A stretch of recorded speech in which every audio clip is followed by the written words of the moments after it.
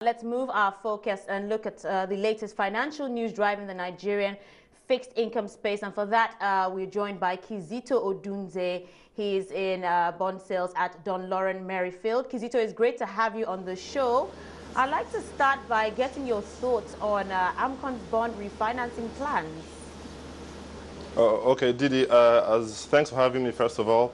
As we all know, there's a tranche of AMCON bonds that fall due December this year, over $1 trillion of that. And when they fall due, the AMCON is expected to pay back these funds. Now, there are two options. There is the option of paying back and the option of rolling over or refinancing. Now, whatever AMCON decides is conjecture from our point of view here, but we believe that if AMCON redeems as is expected, there will be a flood of excess liquidity in the system, and we expect that to find its way trickle into other markets as well. So what can you expect to see happen to bond yields as a result?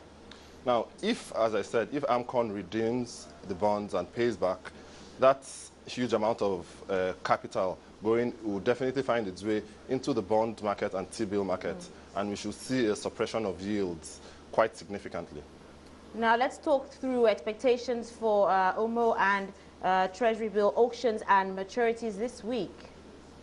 For this week, we expect the CBN to auction about 123 billion worth of treasuries.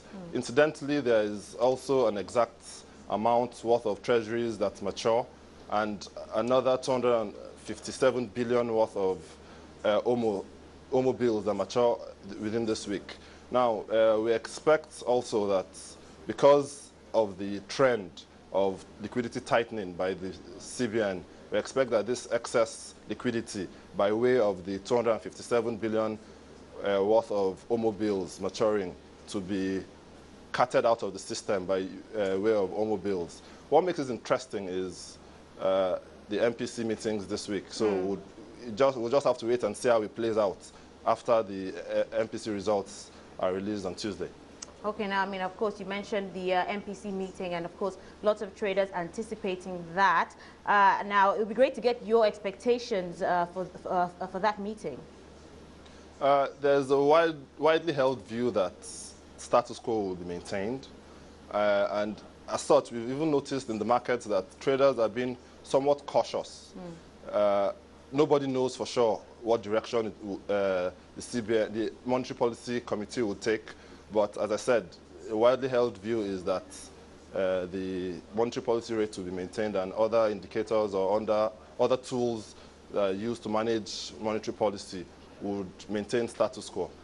Now, in the markets, we've noticed that the bond market yields sort of inched a little bit higher because traders seem to want to move away from their bond positions and go for maybe shorter maturities, which are safer. And the results or the treasury market, the treasury bills market actually buttressed this point, because majority of the 36 of the 37 maturities in the T-bill market, the yields actually dropped. So one can assume that traders are actually shifting to safer instruments. Those are the short-dated instruments that are less exposed to interest rate risk.